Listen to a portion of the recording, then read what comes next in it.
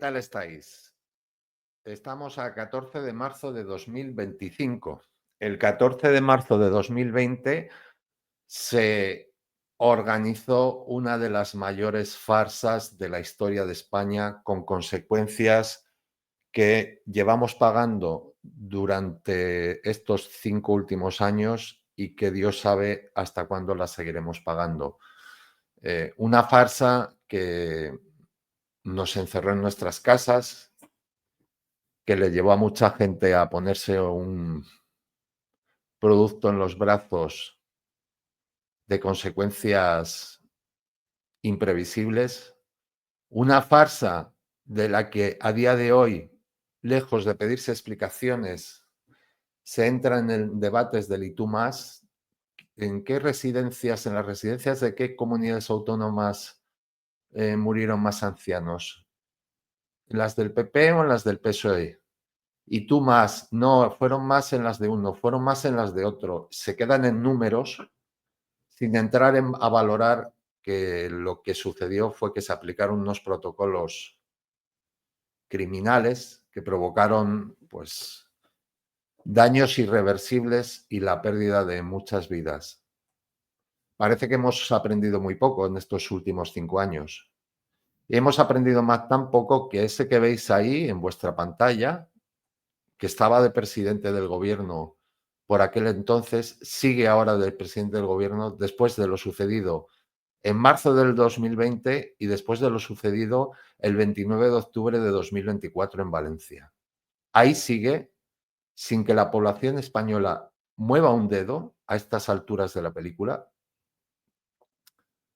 sin que nadie proteste, sin que nadie haga nada, y sigue incluso más aferrado a su puesto de lo que estaba.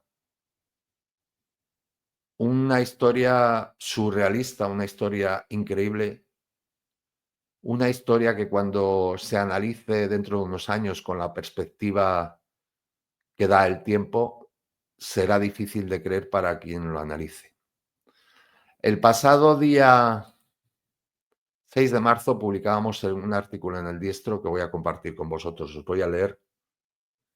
Y lo compartíamos y lo publicábamos desde un punto de vista absolutamente afín a la versión oficial, para que no se nos tachara de antinada y de conspiranoicos o de bebé no sé cuántos, basándonos en la versión oficial. Este es el resumen. Antes de empezar a leer este artículo, recuerden el titular. Está enfocado desde un punto de vista lo más oficialista posible, aunque nosotros no nos creemos absolutamente nada del relato oficial. Sin embargo, incluso desde un punto de vista oficialista y covidicio, la cosa no hay por dónde cogerla. Imagínense no creyéndonos nada. El año 2020 marcó un punto de inflexión en España con la farsemia, el confinamiento estricto y posteriormente la campaña de inoculación iniciada en diciembre de ese año.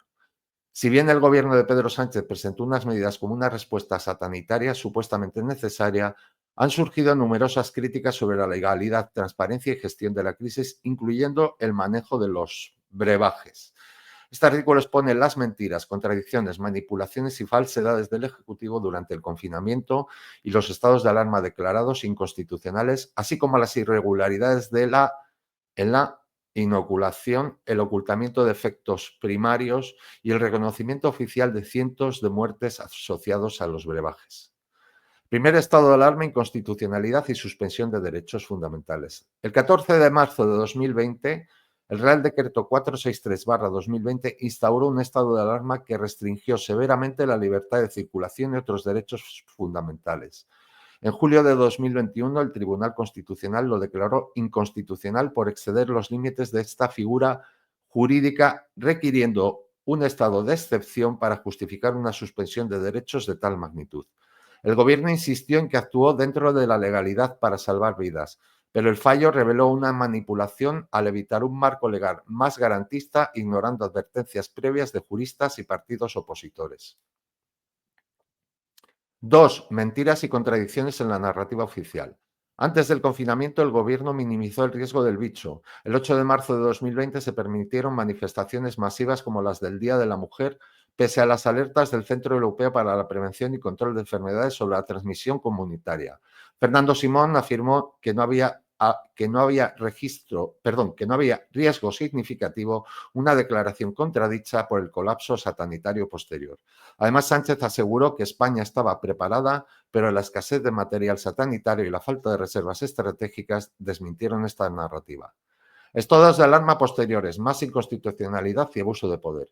El segundo estado de alarma, decretado el 25 de octubre de 2020 y prorrogado por 6 meses, también fue declarado inconstitucional en octubre de 2021 por su falta de control parlamentario y la delegación excesiva de competencias a las comunidades autónomas. Este abuso de la cogobernanza permitió al Gobierno eludir la rendición de cuentas mientras imponía restricciones prolongadas sin supervisión adecuada. 4. Medidas injustas, injustificadas y coercitivas. El confinamiento homogéneo, las sanciones masivas, 1,2 millones de multas y 9.000 detenciones y el rastreo de móviles bajo el proyecto DataCovid reflejaron un enfoque coercitivo y desproporcionado. La prohibición de velatorios, incluso en casos no relacionados con el bicho, careció de evidencia científica sólida, causando un impacto emocional devastador sin justificación alguna. 5. Irregularidades en la gestión de los brebajes. La campaña de brebajación, de banderilleo, perdonad por el palabra brebajación, iniciada el 27 de diciembre de 2020, se presentó como un éxito basado en una estrategia segura, eficaz, voluntaria y gratuita. Sin embargo, surgieron irregularidades significativas. Compra y distribución opaca. España adquirió millones de dosis a través de contratos negociados por la UE, pero el Gobierno no detalló públicamente los términos, costos ni criterios de priorización. Críticas señalan que se priorizó la imagen política sobre la eficiencia, como cuando Sánchez etiquetó las banderillas como un logro del Gobierno de España, pese a ser financiadas mayoritariamente por la UE. Banderilleo de privilegiados. En enero de 2021 recordamos que estamos puestos en el punto de vista covidicio. En enero de 2021 se destaparon casos de cargos públicos y militares metiéndose el brebaje antes de los grupos prioritarios, ancianos y sanitarios. El exministro Salvador Illa justificó estos episodios como excepciones, pero la falta de sanciones alimentó la percepción de abuso de poder. Falta de consentimiento informado. Aunque la banderilla era voluntaria, la presión social y las restricciones a los no banderillados, como el pasaporte famoso, generaron acusaciones de coerción indirecta. El Gobierno no garantizó un consentimiento informado adecuado, omitiendo advertencias claras sobre posibles efectos primarios. Ocultamiento de efectos y reconocimiento de muertes. La Agencia Española del Medicamento y Producto Sanitario publicó informes de farmacovigilancia que reconocen efectos primarios de los brebajes. Hasta julio de 2023, el 19º informe de farmacovigilancia reportó 14.000 efectos graves y 500 desenlaces mortales tras la administración de más de 100 millones de dosis. Estos datos oficiales confirman que aunque la incidencia es baja, 0,005% de fallecimientos por dosis, cientos de muertes están asociadas temporalmente a los brebajes, incluyendo casos de miocarditis, trombosis y otros trastornos graves. Minimización y negación. El Gobierno y la AMPS han insistido en que la gran mayoría de fallecimientos se explican por condiciones previas sin establecer una relación causal definitiva con los brebajes. Sin embargo, esta ambigüedad ha sido criticada como un intento de ocultar la magnitud real del problema. Por ejemplo, el informe de julio de 2021 reconoció 254 muertes asociadas, incluyendo 7 casos certificados por trombosis tras AstraZeneca, pero Sanidad evitó destacar esos datos en su comunicación pública.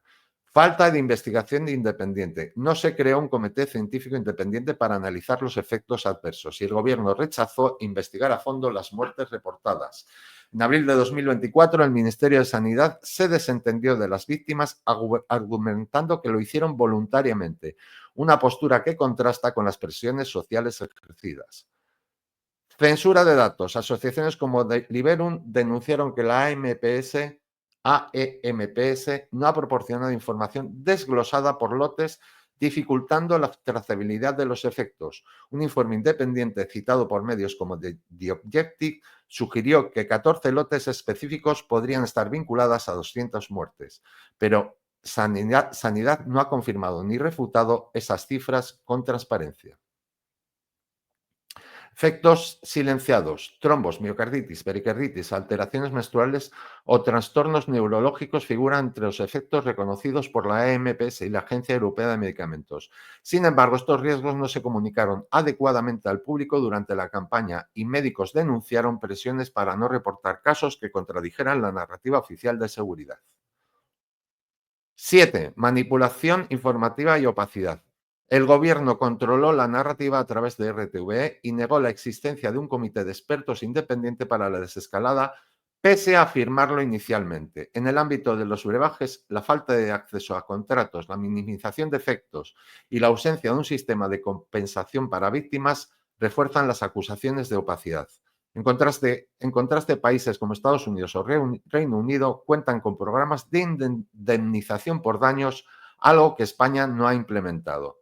El manejo del confinamiento, los estados de alarma inconstitucionales y la campaña de brebajación o de banderilleo en España revelan un patrón de improvisación, abuso de poder y ocultamiento. Las irregularidades en la distribución de los brebajes, la coerción implícita y el reconocimiento oficial de cientos de muertes asociadas sin asumir responsabilidad, han profundizado la desconfianza ciudadana.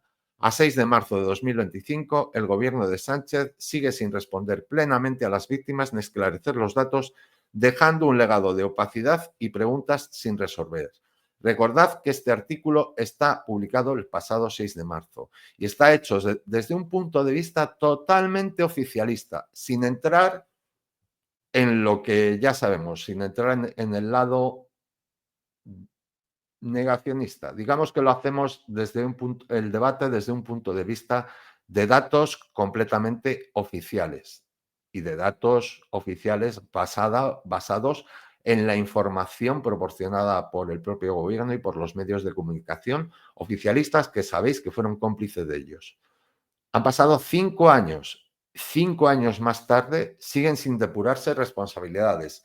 Los responsables de lo sucedido, la mayoría de ellos siguen en los mismos puestos. Y el debate en las redes sociales de mucha gente sigue siendo el y tú más. No, es que esta comunidad autónoma era del PP y la otra era del PSOE. El debate sigue siendo ese, tratándose a las víctimas como simples números y no como casos de familias, de seres humanos que han sufrido en muchos casos la peor de las muertes, en soledad, en abandono, con tristeza, con angustia e incluso encerrados.